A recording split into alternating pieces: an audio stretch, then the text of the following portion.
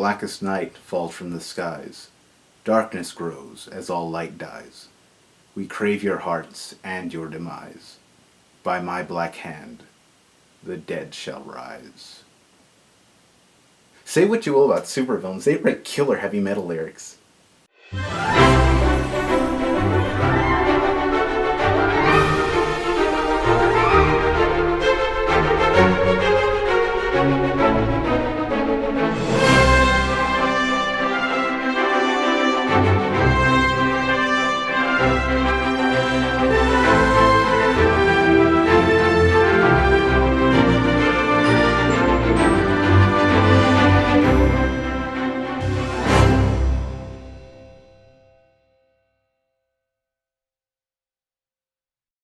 Hello, Internet! Welcome to Tales Showcase, where we don't have to worry about reanimated corpses or our loved ones coming back for us, because we have no loved ones. Nobody cares about us.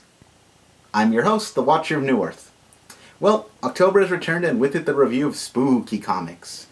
And today we're going to start it off with the comic that showed us that zombies don't just come from the ground.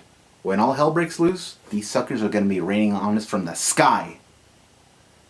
And they're going to be sentient. And have superpowers. Basically, we're all doomed. Just give up now. Blackest Night was an 8-issue miniseries. Well, 9 issues if you count number 0. But we're not, so who cares? It was written by DC Big Gun Jeff Johns and illustrated by Brazilian artist Ivan Reis, whose work spans across not only several DC titles, but also a few for Marvel and Dark Horse. And before we begin, I think it's important to address that I have a slight bias toward this book. Not only is it written by one of my favorite writers and drawn by my 4th favorite comic book artist, it's also the very first event comic that I ever read. It introduced me to all these event comic tropes that have now become the mainstay, and introduced me to the majority of my favorite characters, most of which never got the chance to return in this New Earth continuity before it was rebooted into the New 52. With that being said, I will try to remain as unbiased and objective as possible. Or not. We'll just have to wait and see. This is Blackest Night number 1. Some things are worse than death. Like getting wiped from reality by a pointless reboot. Our story opens with an undead Black Hand, who was a C-list Green Lantern villain. He's at the gravesites of Thomas and Martha Wayne, and is removing a skull from the unmarked grave next to them, which belongs to Bruce. Alright, Batman's dead at this point. Except, not really. See, it's a funny story. Look, the blast that should have killed him actually just displaced him in time, and now he's currently fighting through different time years to get back to his own time. And I know what you're thinking. Doesn't that sound an awful lot like a hero that died the same way and came back pretty much the same way a few months before him? No, it doesn't. Not at all. Why do you ask? My father said, "Everyone dies, William." He said, "Death is the only thing you can count on in this universe." I killed him to prove his point. Touché. Hand continues talking about death as we see a black power battery releasing thousands of Black Lantern rings. And then Black Hand begins licking Bruce Wayne's skull. I'll pause here briefly to let you go wash your eyes. We cut to a day later. Years ago, the day everyone thought Superman died was declared a national day of mourning. As opposed to DC Comics, where it was known as National Make It Rain Day. Ha! Am I right? Yeah, see, because they killed their flagship character for money. We begin to get narration from Hal Jordan as he explains that once Superman came back from the dead, the day he died became a day to remember other heroes, both costumed and the more traditional heroes such as veterans.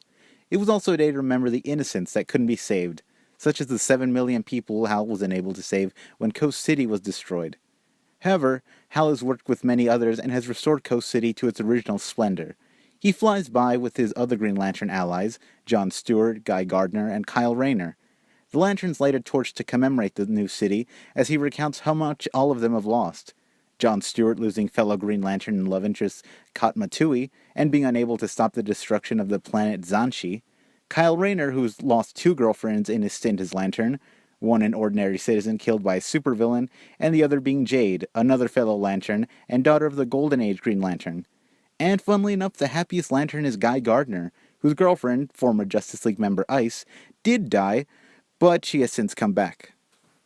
See, kids, the president was right. It does pay to be a white jackass with a stupid haircut. After the ceremony, the lanterns disperse and go to join the other superheroes' mourning. We join the Kent family as they mourn Jonathan Kent. We then go to the grave of Ronnie Raymond, one half of the original Firestorm, and one of the unnecessary casualties of the infamous identity crisis. But that's another topic altogether. Professor Stein, who was Ronnie's other half, is joined by the new Firestorm, made up of Jason Rush and Jen Hewitt, who are also in a relationship. As they're leaving, Jen lets Jason know that it seems like all the plant life around Ronnie's grave is dying. We then cut to Titan's Tower, where Bart Allen, Kid Flash, seems to be troubled by the fact that he's come back to life, but his other friends haven't. We cut to Central City, where the Flash's villains, collectively known as the Rogues, have their own secret graveyard for their fallen brethren. And then we cut to Chicago, where... Oh god. Give me a minute. Where Ted Cord... No. Okay. We cut to Chicago, where we visit the grave of Ted Cord, the Blue Beetle, former Justice Leaguer, and in my opinion, the best damn superhero around, as he's surrounded by some of his closest friends. I know, he's back now, but it still hurts. We cut again, this time to Metropolis, where various heroes are gathered at Valhalla Cemetery, which is the official burial site for any hero who had a public identity. Despite all the celebration, Damage, a C-list hero, is kind of at odds with himself. Not only does he have to mourn his father, the Golden Age Atom, who he never actually knew, he also has to deal with the death of his entire team, the Freedom Fighters, who all perished during Infinite Crisis. We cut to Amnesty Bay, where Aquaman is buried. Mira, his wife, is arguing with his former sidekick Garth, who wants to take Arthur's remains back to Atlantis. And back in Gotham, Alfred goes to put flowers on Bruce's grave, only to find that it's been violated.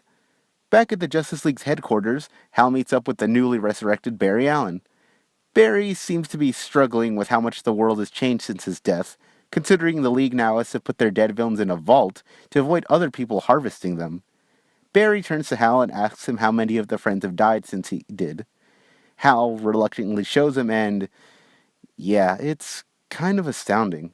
I've always loved this spread, a touching tribute to all the bygone heroes who, again, because of the New 52, never returned in this form. Barry also seems touched by the tribute, albeit more distraught. This only increases when he sees that among the deceased are Ralph Dibny, the elongated man, and his wife, Sue, who are not only the cutest couple in comics, but also very dear friends of Barry's. And this leads me to a little issue I have with these two panels. See, the emotional reaction of Barry Allen seeing Ralph and Sue Dibny dead does strike through their relationships, and any extra attention that those two get is fine by me. It's just... the timeline doesn't add up at all here. See, later in the series, Hal states that in comic book time, Barry's been back for a few weeks. 2, 3, maybe even a month. And this book expects us to believe that Barry Allen, one of the sharper minds of the DC Universe, has been running around kicking for a month now, and never stopped to question why 2 of his closest friends didn't come back to visit him? Especially after he, came back from the dead?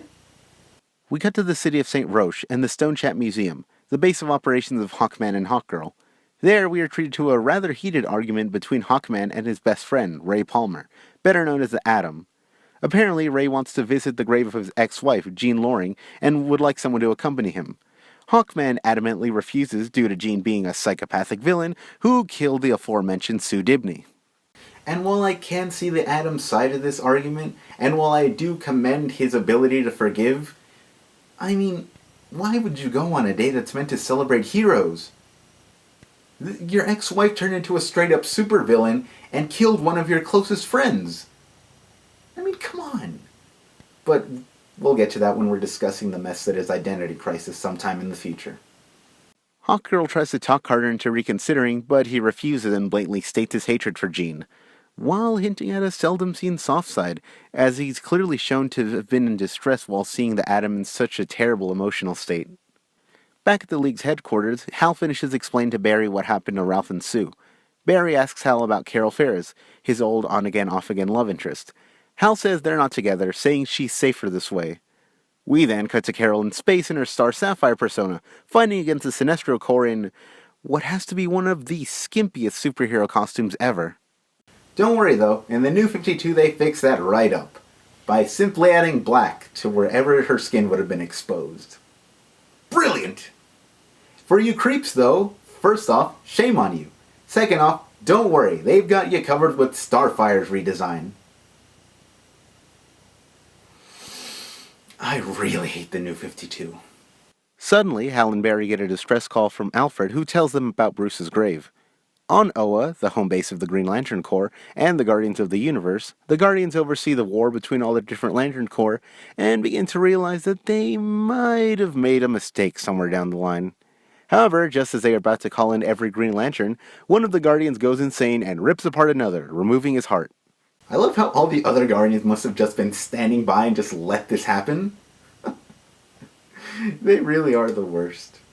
The Guardian, however, says that their hearts are useless to her, as they abandoned emotion eons ago. Oh, well, it's nice to know Republicans are safe. Meanwhile, thousands of black rings are descending upon Oa. The same is true for Earth as thousands of rings head there, all of them calling out names of the dead we saw earlier. And we are greeted by the corpses of every dead Green Lantern. And I believe it was at this moment that the universe came together as one, crawled into a fetal position, and wept openly. Meanwhile, on Earth, Hal and Barry are checking on Bruce's desecrated grave and are greeted by a zombified Martian manhunter. Back at Stone Chat, the Hawks are still arguing. However, it seems to have gone beyond just Jean Loring and Ray. See, the Hawks have been alive centuries due to an Egyptian curse that kills them whenever they confess their love for one another and resurrects them accordingly.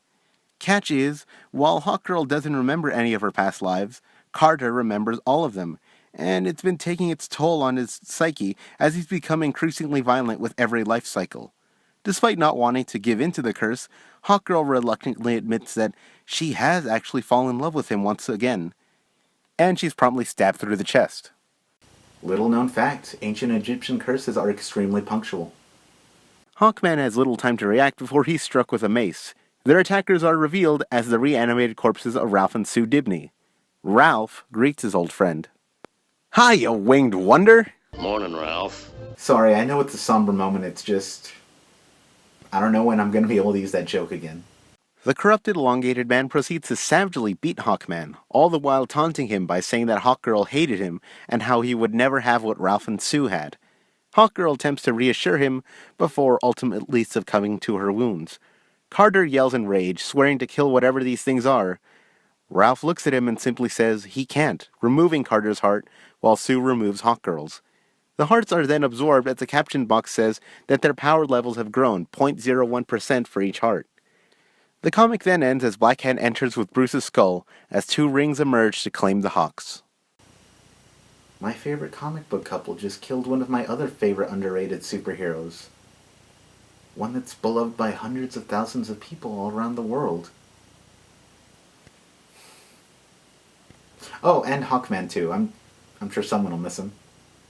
Anyway, that was Blackest Night #1. And yeah, it was pretty good. Granted, it's not perfect. It does take its sweet time on the build-up, and for an 8-issue series, very little actually happens this issue, especially considering the pacing of the rest of the series. That being said, it does do a great job of setting the groundwork and attitude of the series. The art is phenomenal, the characters are all expressive, and it does an impressive job of balancing so many characters in one shot. The designs of the Black Lanterns are also impressive, making them creepy, but not too grotesque so they can retain their former personality. Overall, a good start to a series that we are definitely going to get back to. As always, thank you for joining me, and I'll see you next time. This is the Watcher of New Earth, signing off.